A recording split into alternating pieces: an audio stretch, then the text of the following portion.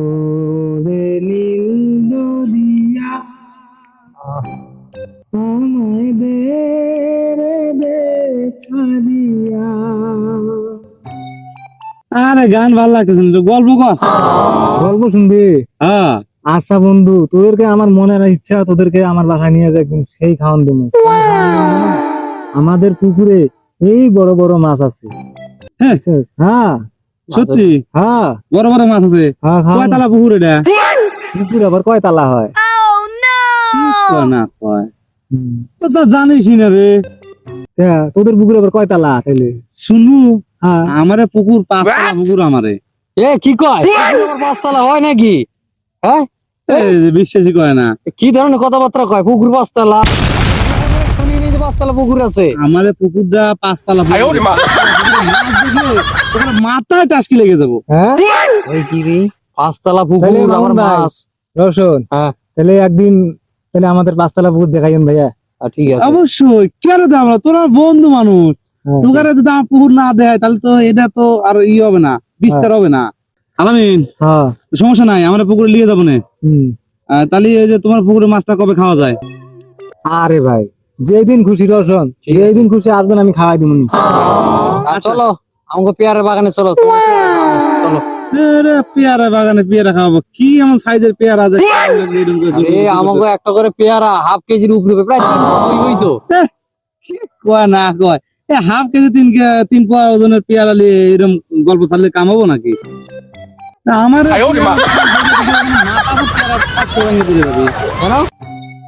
আমারে পেয়ারা এখনো পাকে নাই, কেউ ছোট ছোটই আছে। আচ্ছা আমাদের পেয়ারা পাকলে একটা পেয়ারায় একটা বস্তা ভরে যাবে।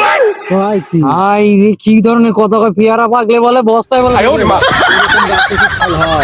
গাছে তো ভাঙে যাবো। আমারে বাগানে তাই হয়। আমারে পেয়ারা চায়না ছিড়ি, এই জন্য সাইজে বড় হয়। তোরা বুঝিস না এগুলো, তোরা কবে যে বুঝবো? আচ্ছা বন্ধু, থাক তাহলে তোরা। আর শোন, তোর পেয়ারা বাগানে পেয়ারা কবে খাওয়াবো? আর আলামিন, হ্যাঁ, ও তোমার পুকুরে মাছ কবে খাওয়াবা? তাহলে কয়ও খবর দিও, আমি ওই দিন এসে খাওয়া যাবো না। ঠিক আছে? ঠিক আছে, থাকো। ঠিক আছে। Okay? বন্ধু আলামিন, হ্যাঁ, মামুনেরা তো অনেক বড় লোক, 5 তলা বলে পুকুর আছে, আমার পেয়ারা বাগান আছে, পেয়ারা পাকলা বলে এ বস্তাই ধরে না। আমাদের কত সুন্দর একটা বন্ধু, বড় লোক বন্ধু কইছি আমরা।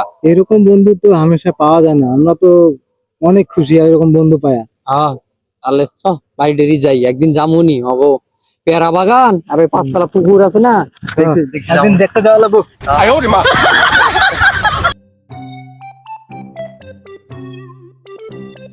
আরে শালার, কোন বস্তির ভিতর থেকে আসলাম রে, কি যে গরম লাগতেছে।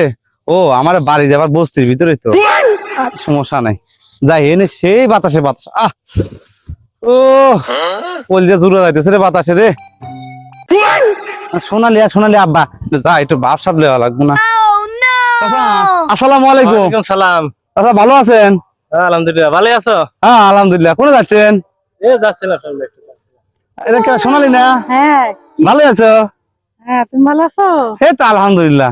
তোমার কি অবস্থা? আমরা আর ভালোই আছি। বলো না সোনালি, যে গরমের গরম, এই গরমে ভালোই লাগতেছে না। তোমাদের গ্রামে আসলে মানে গরমটা অনেক বেশি। গরম তো সব জায়গায়। হ্যাঁ, আমাদের গ্রামে তো এত গরম নাই। আর বিশেষ করে আমার রুমে আবার এসি লাগানো তো, এই বিটু বের হয়েছে আর মানে ভালো লাগতেছে না, খুব গরম লাগতেছে। ও, তোমাদের ইসি আছে আবার? হ্যাঁ, তা কি কয়, আমাদের ঢাকাতে 4-5টা ফ্ল্যাট আছে, 4-5টা বাড়ি। হ্যাঁ, আবার 500 বিঘা জমি আছে। 500 বিঘা জমি? হ্যাঁ, 5 তলা পুকুর আছে, তারপর শান বাঁধা নেয়া। তাই নাকি? হ্যাঁ এ সোনালি, হ্যাঁ বা, তোর সাথে না সম্পর্ক আছে না? ও সাথে আমার সম্পর্ক আছে। চাচা আরো আছে, কি? আমাদের পিয়ারের বাগান আছে। তাই নাকি? ও বা, ওরা অনেক বড় লোক বলে আমি শুনছি। তাই নাকি? এ মা, হুম তোর তো পছন্দ আছে না? হুম। একে অপরকে পছন্দ করস? ও ওরে আমি তো পছন্দ করি, আপনাকে তো বলছি। তাইলে এই বাবা, তোমরা তো একে অপরকে পছন্দ করো না? হ্যাঁ চাচা।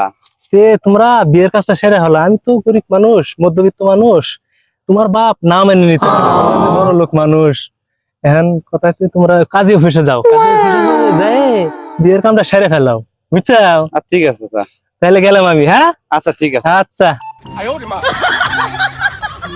যাই হোক ভালো হইলো, এই ভালো একটা ছেলের কাছে মেয়েটা দিতে পারলাম বিয়ে। ঠিক আছে? যাই গো, এতদিন পরে চাপাবাজের একটা ফল পাওয়া গেল। সোনালি, চলো যাই, চলো আমার বস্তির যাই এখন। বস্তি মানে